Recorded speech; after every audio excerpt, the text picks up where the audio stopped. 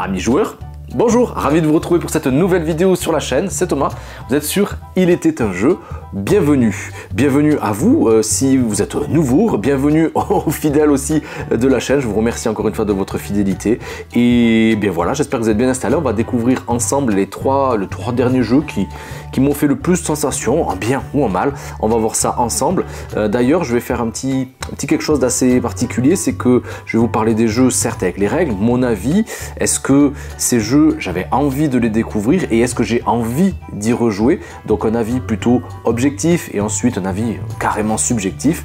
Et donc il y aura trois notations que je vais mettre en place en fonction de ce que le jeu propose, entre ce que j'entendais et finalement est-ce que j'ai envie d'y rejouer. Le premier jeu dont on va parler, c'est 1% qui sort là, ça y est, il arrive très prochainement. Il y a Petite Mère, est-ce que c'est le jeu idéal pour cet été? On va découvrir ça ensemble. Et le troisième jeu, c'est Leaf ou Feuille.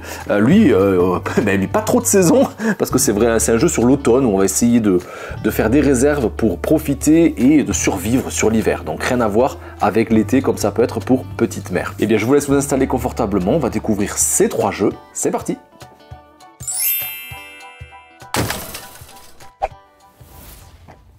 Et le premier jeu dont on va parler, c'est 1%. 1% édité chez Yellow, c'est un jeu d'ambiance, un jeu qui fait décimal. On va y revenir, mais il y a pas mal de jeux de mots dans les règles de jeu. C'est de 2 à 6 joueurs, 8 ans et plus, pour des parties qui durent entre 1 minute et 30 minutes, voire plus. Pourquoi?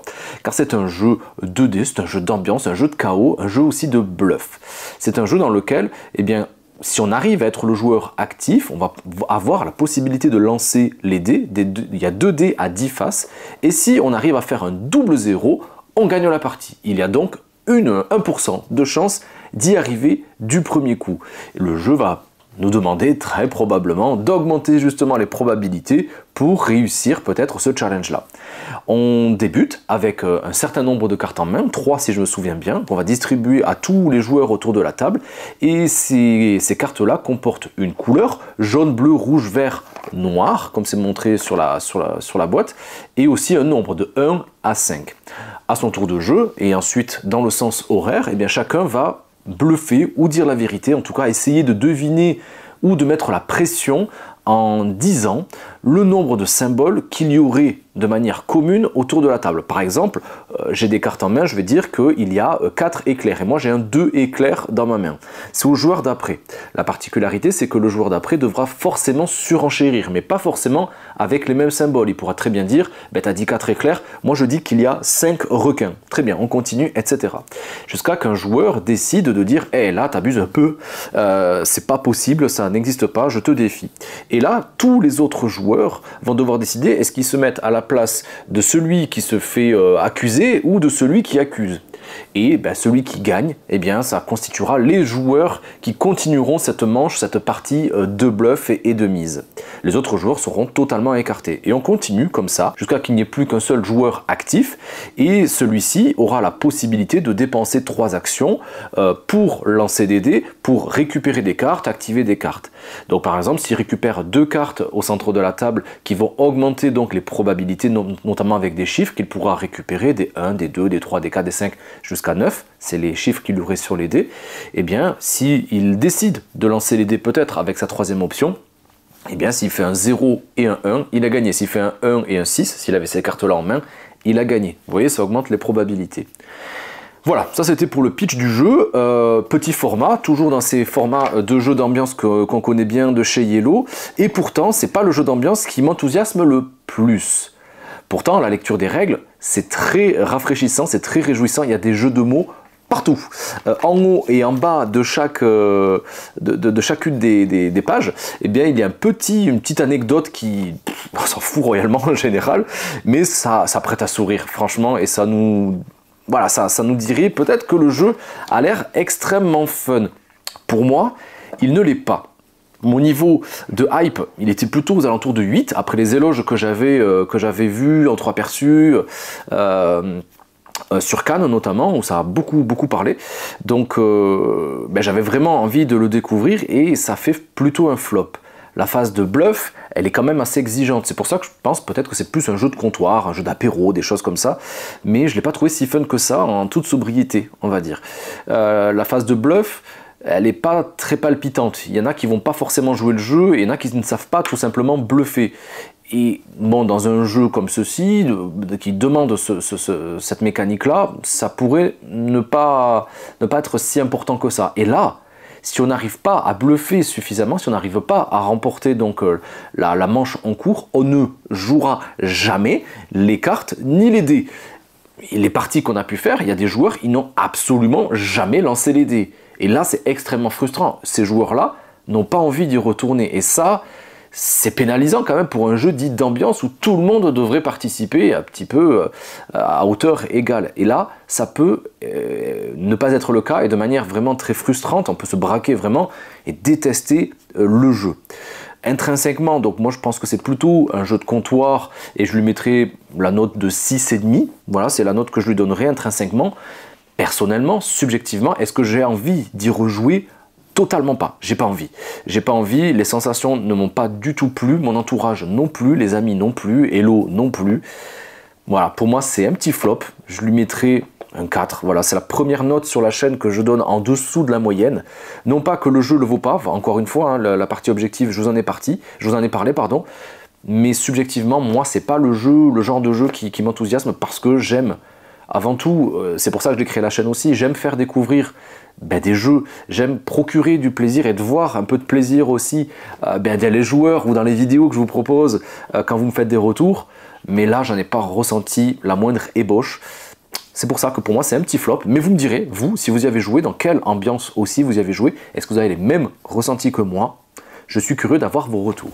On reste chez le même éditeur pour le deuxième jeu dont je souhaitais absolument vous parler parce qu'il est un petit peu de saison, c'est bientôt l'été, bon, c'est même l'été au moment où je vous parle, c'est Petite Mère édité chez Yellow. C'est un jeu coopératif de pose de tuiles de 1 à 4 joueurs, 8 ans et plus et 30 minutes les parties. C'est créé et illustré par la même personne, Torben Ratzlaff, et édité à la base chez Pandosaurus Game, donc c'est localisé par Yellow. Et merci pour ce jeu parce que déjà la couve, vous êtes très nombreux à y avoir réagi déjà sur Insta, ouais, ça donne envie, c'est simple, c'est cute, c'est plutôt simplé et pourtant c'est totalement dans la thématique bretonne parce que les règles de jeu sont aussi proposées en breton, c'est assez particulier, assez original pour le souligner et les dessins font totalement évoquer, en tout cas moi ce que j'attends d'un jeu qui va m'évoquer la mer, les vacances, les phares et les bateaux, les petits littoraux, voilà, c'est les illustrations, voilà, ça c'est fait. Je trouve que c'est très très bien. Au niveau de ma hype, c'est un jeu que j'avais pu découvrir donc au salon à Cannes, salon privé. Ça m'avait un petit peu intrigué, je dirais que j'étais plutôt à 6, voilà, 6 sur 10 on va dire. Hypé, pas trop, mais il m'intriguait. Les poses de tuiles, surtout parce que c'est un jeu coopératif. Moi, les jeux coopératifs, j'aime pas trop. Et les jeux de poses de tuiles coopératifs, je pense que j'en ai déjà bouffé, j'en ai déjà vu. Et après être passé par Dorf Romantique, qui m'avait beaucoup plus challengé par le côté pseudo-narratif, mais surtout évolutif, legacy, où on apprend, on débloque des choses, il y a un peu plus de complexité au fur et à mesure de la partie, au fur et à mesure que vous jouerez le jeu. Mais c'est ça qui m'avait un peu plus challengé. Ici, le but du jeu, c'est de faire le score le plus important. En fonction du nombre de joueurs que vous êtes autour de la table, vous avez un certain nombre de tuiles en main. Disons que vous jouez à 2, à 3, on va dire, à 3, vous avez 3 tuiles devant vous. Ces tuiles-là, elles représentent de la mer, elles représentent aussi des côtes, des maisons, des phares, il y a plein de petits objets comme ça. À votre tour, vous avez 3 actions de déplacement à utiliser, 3 tuiles maximum aussi que vous pouvez utiliser, que vous pouvez donc placer dans le terrain, et un échange possible de tuiles. Et avec tout ça, c'est à vous de vous triturer un petit peu le cerveau pour savoir dans quel ordre vous allez le faire. Je déplace d'abord mon bateau, ensuite je pose une tuile. Quand je pose une tuile, je suis obligé d'y déposer mon bateau, sachant que les tuiles, elles ont un sens. On devra respecter forcément la boussole avec la petite flèche qui indique le nord, donc toujours dans la même direction. Le but sera évidemment de constituer un paysage le plus grandi, le plus grand possible, le plus sublimé, on va dire, mais surtout d'encercler, ils disent d'inspecter dans le jeu, je ne sais pas trop pourquoi, mais d'inspecter les tuiles. Chaque tuile inspectée, en fonction de la difficulté pour inspecter ces tuiles-là, les phares notamment, vaudront 3 points à la fin de la partie. Les bouées, je crois, c'est 2 points, et les autres tuiles, c'est juste 1 point. Les tuiles, donc, qui ne seront pas encerclées de manière orthogonale, nord, sud, est, ouest, ne compteront pas de points. Là où c'est un peu simple, dans ces poses de tuiles là où c'est un peu plus complexe, c'est qu'à chaque fois qu'on pose une tuile, comme je vous le disais, on va déplacer aussi le bateau sur la tuile qu'on vient de poser. Et là, ça risque d'être un peu compliqué, notamment quand on va essayer de constituer les îles, les îlots. Bien sûr, c'est ceux-là aussi qui comporteront des phares en général et qui donneront le plus de points de victoire. Et là, on risque d'être bloqué. Donc c'est là qu'il va falloir utiliser les jetons de déplacement. Je vous rappelle qu'il y en a 3 à bon escient pour essayer de poser un maximum de tuiles. Le jeu est un jeu coopératif, donc à tout moment, vous pourrez échanger aussi une tuile, à vous de bien communiquer pour savoir et pour programmer finalement. Quand la pioche est totalement vide, on compte les points et c'est un système de challenge, on va essayer de faire le maximum de points. Rien de bien compliqué. D'ailleurs, moi, c'est un truc qui me dérange, ça. Voilà, on va y arriver, mais ça, c'est un truc qui me dérange. J'aime pas trop faire le maximum de points possible. J'aime, de la jeu coopératif, c'est pas trop mon truc. Mais alors, essayer de faire un score le plus important possible, une fois qu'on l'a réalisé, en général, moi, j'ai plus envie d'y jouer. Et là, c'est le cas. Voilà, quand on y arrive, autant les enfants, ils ont envie d'y rejouer, et c'est pour ça que je trouve qu'il y a un double niveau de lecture. Moi, en tant que parent, j'ai pas forcément envie de le ressortir, mais avec les enfants, il y a marqué 8 ans, à partir de 7 ans, on y a joué, et là, ça a fait chauffer les cerveaux. Les enfants sont, en général, beaucoup plus brillants que nous, je trouve, pour ce genre de jeu. Il y a 2 petites extensions qui sont proposées aussi, avec des éoliennes qui vont nous permettre de comptabiliser les tuiles mères qui ne vaudraient pas beaucoup de points à la base.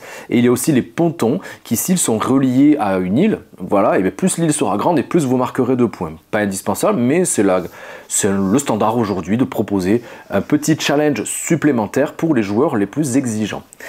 Est-ce que le jeu est bien? Oui, est bien. Est-ce que le jeu est bien édité? Ouais, il est parfaitement édité. Les couleurs qui sont utilisées, ça pète pas la rétine, c'est juste ce qu'il faut pour passer, je trouve, un bel été. Je l'emporterai personnellement à l'été, même si on n'a pas prévu de faire des vacances à la mer, mais c'est un jeu qui évoque forcément l'été, et ouais, c'est mignonné.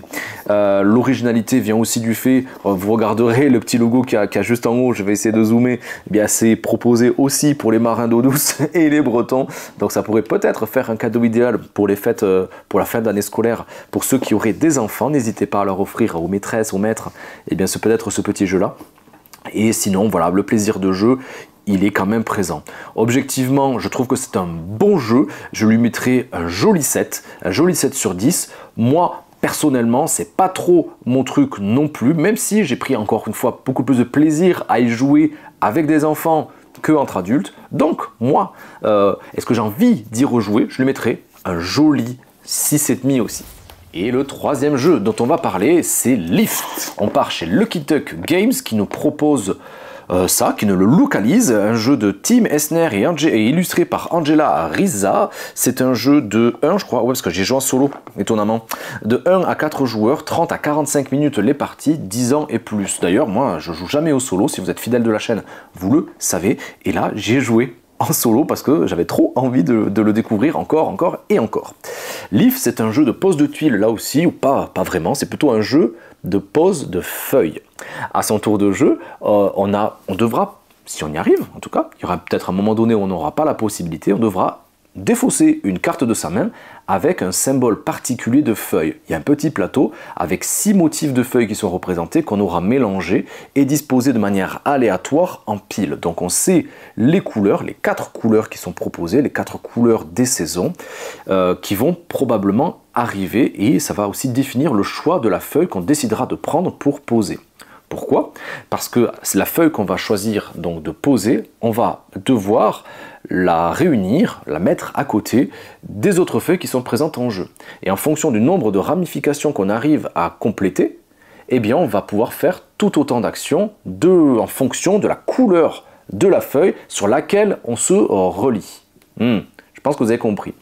Donc, il y a une petite gymnastique à se dire, je vais poser cette feuille-là pour faire les actions qui sont en place, mais en même temps, la feuille que je viens de poser, elle va être peut-être profitable pour les autres joueurs juste après. Le but du jeu, le petit pitch, c'est de faire des réserves de nourriture pour passer en hibernation et donc ne pas mourir, de passer un bel hiver avant le printemps qui arrive. On continue comme ça jusqu'à ce que l'hiver arrive, et auquel cas on comptera le nombre de points de glands que chacun des joueurs aurait. Celui qui a le plus de glands gagne la partie. Les différentes actions, on a les feuilles vertes, quand on va se relier à elles, on va récupérer des cartes, justement. Si à notre tour de jeu, on ne peut pas jouer de cartes, on va récupérer des cartes, mais on va se prendre un malus de 3 points, donc ne négligez pas cette action-là. On a les feuilles jaunes, quand on va se relier à elles, on va récupérer des soleils. À notre tour de jeu, si on a 3 soleils, on doit même, je vous le conseille, de les dépenser pour avancer dans la saison jusqu'à l'hiver. Ça va nous faire récupérer un max de points, c'est souvent 5-6 glands à chaque fois. Il y a les rouges, c'est là que c'est un peu plus technique. Quand on va se relier aux feuilles rouges, c'est l'automne. Et là, on va pouvoir faire pousser des champignons où on veut sur la map, sur la carte, sur les tuiles que vous aurez posées. Et à partir de maintenant, à chaque fois que quelqu'un va se relier à une feuille où il y aurait son propre champignon, on va là aussi gagner ces petits soleils-là en fonction de si on est celui qui en a le plus, mais surtout qui a le champignon le plus gros. Car il y a des bébés champignons et des grands champignons qu'on pourra utiliser. Donc par exemple, si je me relie 2 fois à une feuille rouge, je pourrais poser soit 2 petits champignons, soit faire grandir 2 champignons qui auraient été déjà posés, soit poser un bébé et le retourner automatiquement. Voilà.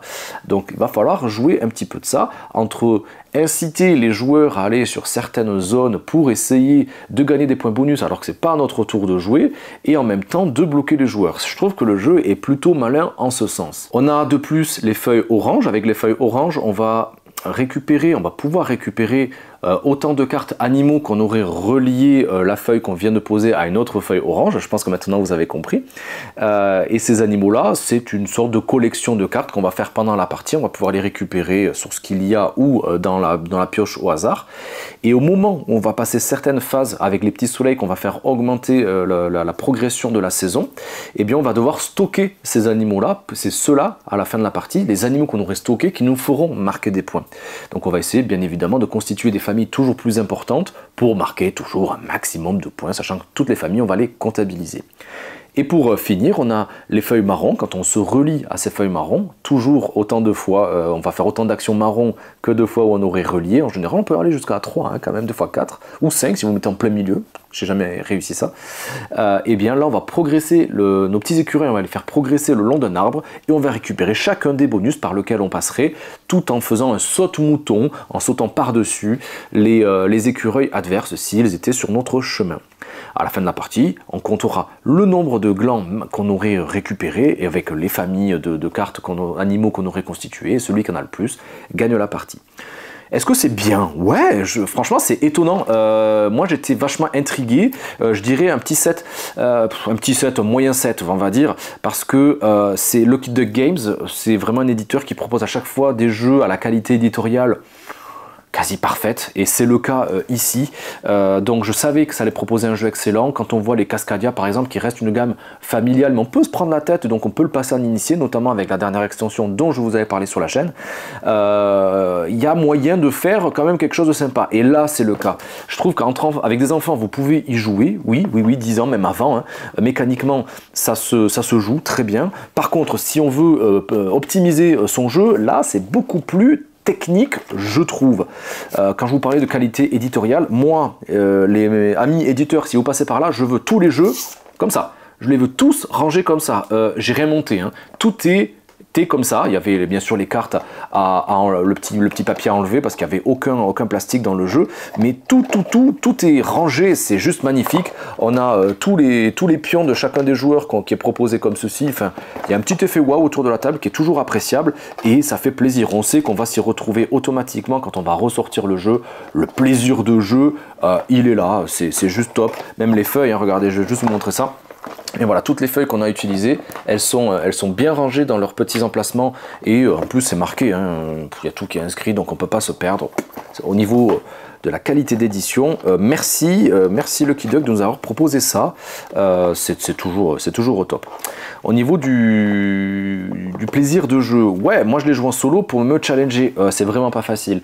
L'automa va demander, va mettre vraiment des bâtons dans les roues, va se positionner à des endroits en fonction, bien sûr, pour prioriser ses actions, pour qu'elles soient toujours plus fortes, avec un ordre de couleur, de puissance d'action aussi, qui sera défini. Et vraiment, c'est comme un jeu d'échecs contre lequel on jouerait avec un master. Je trouve que le jeu nous pousse dans nos retranchements en termes de tactique, de stratégie, de bloquer aussi l'adversaire, parce que le jeu en solo est fait toujours pour avoir la meilleure des options possibles, et moi je gagne pas souvent, hein. Je crois même que j'ai jamais gagné.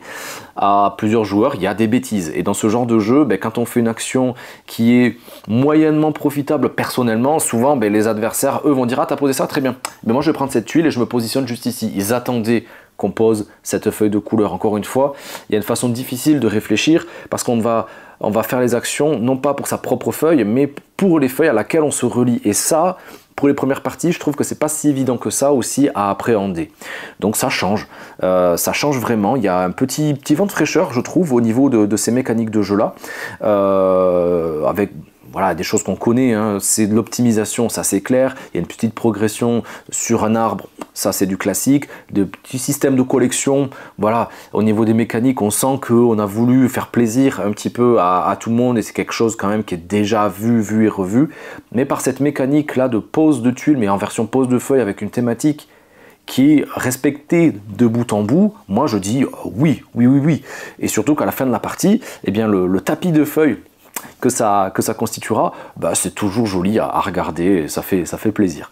Le système des champignons, il met vraiment des bâtons dans les roues pour ceux qui ont l'esprit tactique. On va pouvoir se bloquer, empêcher des majorités, et nous aussi profiter d'emplacements qui seraient favorables pour les adversaires. Je trouve que vous pouvez jouer tranquille, simple, mais vous pouvez aussi très bien vous prendre la tête, et c'est ça que j'aime dans les jeux de société, quand il y a plusieurs niveaux de lecture, et en plus quand la thématique est respectée. Moi, c'est quelque chose ça fait automatiquement grimper ma note. Petit bémol, pourquoi ils sortent ça maintenant? Qu'est-ce que c'est? Un jeu sur l'automne avec des couleurs automnales. Moi, tu me sors ça à la Toussaint, mais je pense que ça fait un carton. Là, c'est l'été, j'espère que ça vous aura donné envie d'y jouer, parce que c'est vraiment un jeu, je pense, qui en vaut la chandelle. Objectivement, vraiment, je trouve que c'est un très bon jeu. Pour moi, je mettrais un joli 7,5 sur 10. Mon envie d'y rejouer, moi c'est un 8, j'ai envie de le faire découvrir, ce jeu, j'ai envie de voir comment les gens vont découvrir le jeu, déjà par le matériel qu'il propose, la thématique aussi, et mécaniquement voir un petit peu tout ça chauffer dans leur cerveau. C'est un joli 8 pour moi, c'est nul. Et bien voilà les amis, j'espère que cette vidéo vous aura plu. Toujours ravi de vous retrouver sur la chaîne, merci de votre fidélité. N'hésitez pas, pour soutenir la chaîne, d'aller cliquer dans les liens si vous voulez peut-être acquérir ces jeux-là, avec un lien que je vous propose dans la description. Pour vous, ça coûte pas plus cher, et pour moi, c'est un petit soutien financier et qui encourage évidemment à continuer ce travail-là que je vous propose depuis maintenant 4 ans. Si ça vous a plu, on lâche des pouces, on s'abonne, on commente évidemment, et n'hésitez pas à vous abonner, on active la petite cloche, et je vous laisse avec le catalogue de vidéos juste à côté pour voir ce que je vous ai proposé dernièrement sur la chaîne. Et moi je vous dis à très vite sur Il était un jeu les amis, passez un bel été, à bientôt, ciao les amis, et vive notre passion du jeu de société.